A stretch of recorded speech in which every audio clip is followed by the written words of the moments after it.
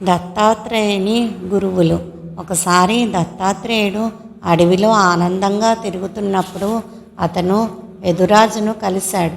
అతను దత్తాత్రేయుడు చాలా సంతోషంగా ఉండడాన్ని చూసి అతని ఆనంద రహస్యము మరియు అతని గురువు పేరును అడిగాడు.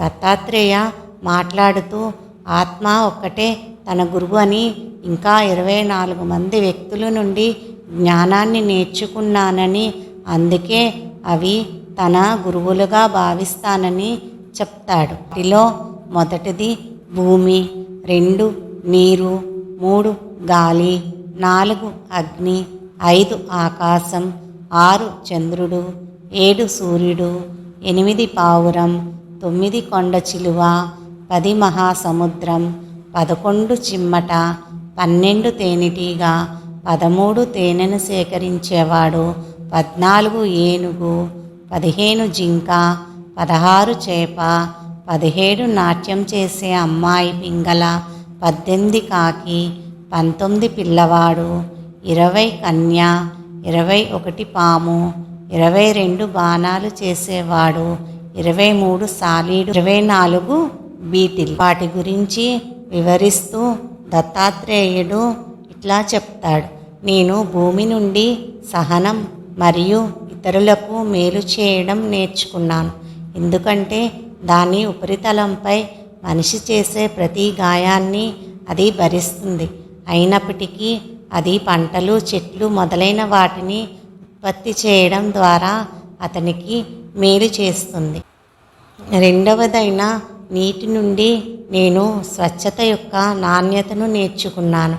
స్వచ్ఛమైన నీరు ఇతరులను ఎలా శుద్ధి చేస్తుందో, అలాగే స్వార్థం, మోహం, అహంకారం, క్రోధం, లోభం లేని వాటి నుండి విముక్తుడైన జ్ఞాని తనతో సంబంధం ఉన్న వారందరినీ శుద్ధి చేస్తాడు.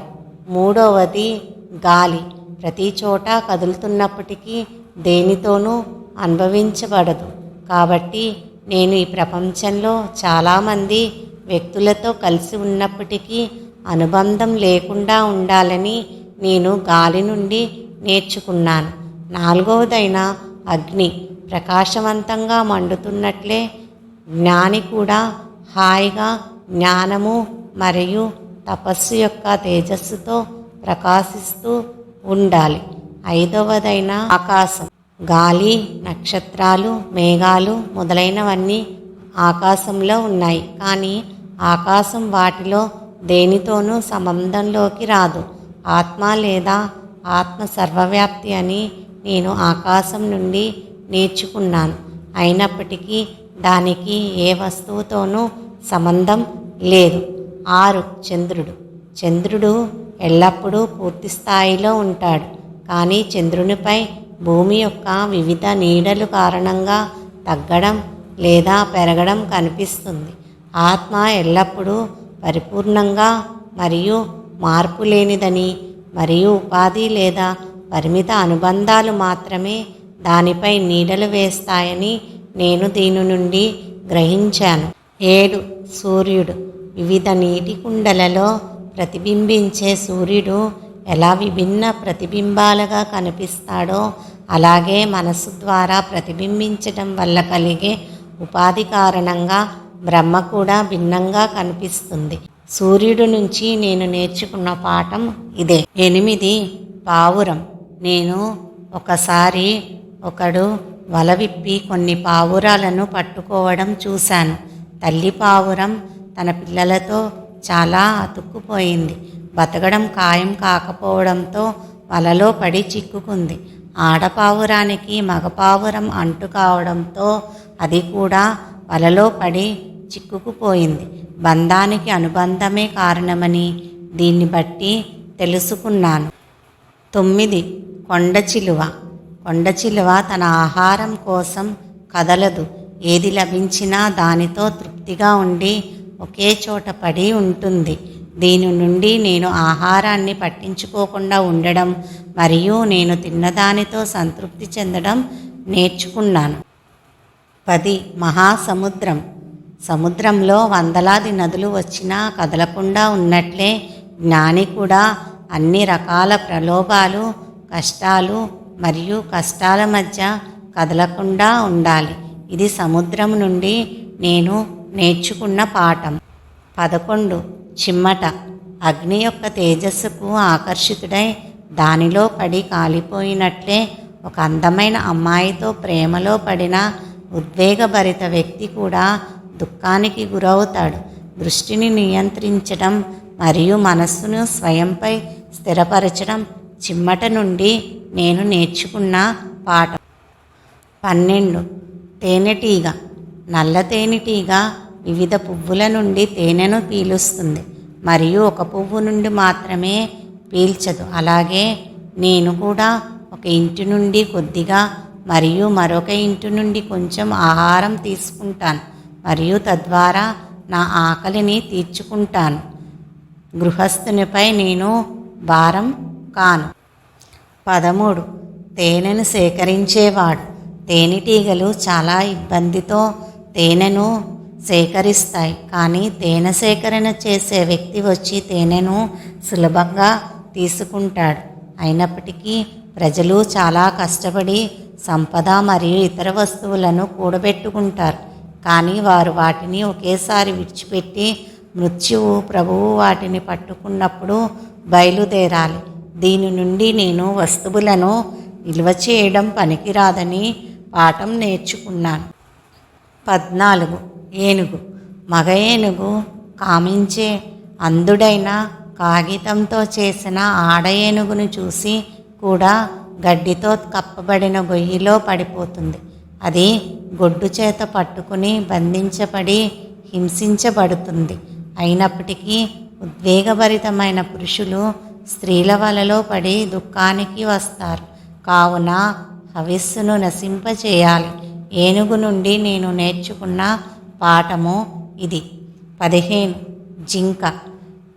జింక తన సంగీత ప్రేమ ద్వారా వేటగాడిచే ఆకర్షించబడి చిక్కుకుపోతుంది. అయినప్పటికీ ఒక వ్యక్తి వదులుగా ఉండే స్త్రీల సంగీతానికి ఆకర్షితుడవుతాడు మరియు నాశనం చేయబడతారు. అసభ్యకరమైన పాటలు ఎప్పుడూ వినకూడదు. ఇది నేను జింక నుండి నేర్చుకున్న పాఠము. 16. చేప. ఆహారాన్ని కోరుకునే చేప ఎరకు సులభంగా బలి అయినట్లే ఆహారం పట్ల అత్యాశతో ఉన్న వ్యక్తి తన అభిరుచిని అధిగమించడానికి అనుమతించే వ్యక్తి తన స్వతంత్రతను కోల్పోతాడు మరియు సులభంగా నాశనం అవుతాడు. కాబట్టి ఆహారం పట్ల దురాశ నశించాలి. ఇది చేపల నుండి నేను నేర్చుకున్న పాఠం. 17. నాట్యం చేసే అమ్మాయి పింగళ. విదేహపట్టణంలో పింగళ అనే ఒక నాట్యం చేసే అమ్మాయి ఉండేది. ఆమె ఒక రాత్రి తన వద్దకు వచ్చేవారి కోసం వెతుకుతూ అలసిపోయింది. ఆమె నిస్సహాయంగా మారింది. అప్పుడు ఆమె తన వద్ద ఉన్నదానితో సంతృప్తి చెందింది. ఆపై మంచి నిద్ర వచ్చింది. ఆశను వదులుకోవడం సంతృప్తికి దారితీస్తుందనే పాఠాన్ని నేను ఆ పడిపోయిన స్త్రీ నుండి నేర్చుకున్నాను. 18. కాకి. ఒక కాకి మాంసం ముక్కను కైవసం చేసుకుంది.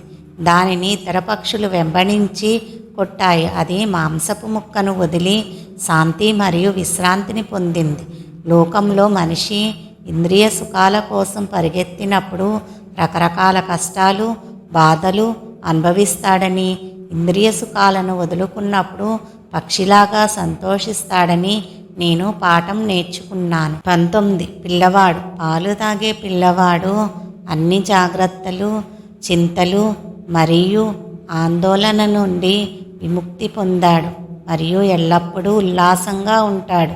నేను పిల్లల నుండి ఉల్లాసంగా ఉండే గుణాన్ని నేర్చుకున్నాను. 20. కన్య. నేను భిక్షాటన చేస్తున్నప్పుడు నాకు పరిచయమైన యువతి. ఆమె భోజనం సిద్ధం చేసే వరకు వేచి ఉండమని చెప్పింది. ఆమె వంట చేసేటప్పుడు ఆమె చేతుకున్న గాజులు శబ్దం చేయసాగాయి. కాబట్టి ఆమె ఒకదానిని తీసివేసింది, కానీ శబ్దం కొనసాగింది. కాబట్టి ఆమె ఒకటి మాత్రమే మిగిలిపోయే వరకు వాటిని ఒక్కొక్కటిగా తీసివేసింది. అప్పుడు నిశ్శబ్దం ఆవరించింది. గుంపు ఉన్న చోట శబ్దము, విభేదాలు ఉంటాయని నేను తెలుసుకున్నాను. ఏకాంతంలో మాత్రమే శాంతిని ఆశించవచ్చు. 21. పాము. ఒక పాము తనకు తానుగా రంధ్రం చేసుకోకుండా ఇతర జీవులు విడిచిపెట్టిన రంధ్రాలలో విశ్రాంతి తీసుకుంటుంది, లేదా చెట్టు యొక్క తొర్రలలో కొంతకాలం ముడుచుకుని ఆపై ముందుగా సాగుతుంది. ఈ పాము నుండి నేను నా వాతావరణానికి సర్దుబాటు చేసుకోవడం మరియు శాశ్వత నివాసంతో నన్ను చుట్టుముట్టకుండా ప్రకృతి వనరులను ఆస్వాదించడం నేర్చుకున్నాను. ప్రకృతిలోని జీవులు నిరంతరం కదులుతాయి, నిరంతరం తమ మునుపటి నివాసాలను వదిలివేస్తాయి. అందువల్ల ప్రకృతిని ప్రవాహంలో తేలియాడుతున్నప్పుడు నేను విశ్రాంతి తీసుకోవడానికి చాలా స్థలాలను కనుగొన్నాను. నేను విశ్రాంతి తీసుకున్న తర్వాత నేను ముందరికి వెళ్తాను. 22. బాణాలు తయారు చేసేవాడు.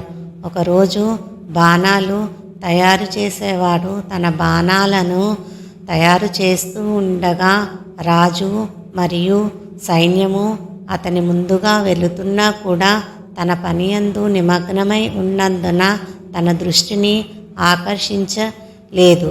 అలా చిన్న పెద్ద అనే తేడా లేకుండా చేసే పనిలో నిమగ్నమై ఉండడం నేర్చుకున్నాను. నా దృష్టిని ఎంత ఎక్కువ దృష్టిలో ఉంచుకుంటే అంత ఎక్కువగా నా శోషణ అవగాహన అంత సూక్ష్మంగా ఉంటుంది. లక్ష్యం సూక్ష్మమైనది, అది సూక్ష్మ అవగాహన ద్వారా మాత్రమే గ్రహించబడుతుంది. 23. సాలీడు. చిన్న సాలీడు తనకు తానుగా ఒక గూడును నిర్మించుకుంటుంది. ఒక పెద్ద సాలీడు దానిని వెంబడించినప్పుడు అది తన చిన్న గూడులోకి వెళ్ళి చిక్కుకుపోతుంది. దానితో పెద్ద సాలీడు తనను మింగేస్తుంది. సురక్షితమైన స్వర్గధామాన్ని నిర్మించుకోవడం ద్వారా మనకి మనమే చిక్కుకుపోతాము అని నేను తెలుసుకున్నాను. 24. కందిరీగ. ఈగ ఒక పురుగును పట్టుకుని దానిని గూడులో ఉంచి కుట్టిస్తుంటుంది. పాపం పురుగు ఈగ కుట్టడం గురించి ఎల్లప్పుడూ భయపడి నిరంతరం ఈగ గురించి ఆలోచిస్తూ ఈగగానే మారిపోతుంది. మనిషి ఏ రూపాన్ని నిరంతరం ఆలోచిస్తాడో కాలక్రమంలో ఆ రూపాన్ని పొందుతాడు. మనిషి ఎలా ఆలోచిస్తాడో అలా అవుతాడు. నేను ఈ పురుగు మరియు పురుగుల నుండి నిరంతరం ధ్యానం చేయడం ద్వారా ఆత్మగా మారడం నేర్చుకున్నాను మరియు తద్వారా శరీరంపై ఉన్న అన్ని అనుబంధాలను విడిచిపెట్టి మోక్షాన్ని పొందాను.